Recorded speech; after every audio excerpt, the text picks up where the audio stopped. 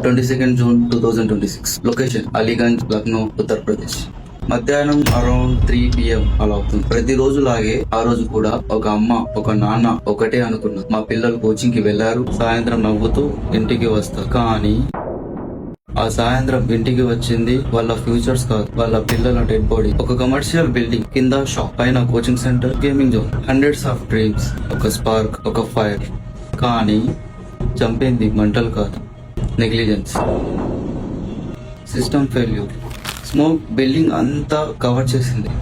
Students door కోసం పరిగెత్తారు. కొంతమంది students అయితే బ్రతకడానికి బాల్కనీలో నుంచి జంప్ చేయాల్సి వచ్చింది. Final count 15 lives, 15 dreams, 15 families. Seconds లో హిస్టరీ అయిపోయాయి. వాళ్ళ ఏజెస్ వచ్చేసి సుమారు 16 to 22 మధ్యలో ఉంటుంది. కలలు కన్న వయసు, చనిపోయిన వయసు. ఇన్వెస్టిగేషన్ స్టార్ట్ చేశారు. ఇల్లీగల్ కన్స్ట్రక్షన్ అని తెలిసింది, రూల్స్ వైలేట్ అయ్యాయని తెలిసింది. ఆఫీసర్స్ సస్పెండ్ అయ్యారు, అరెస్ట్ జరిగాయి.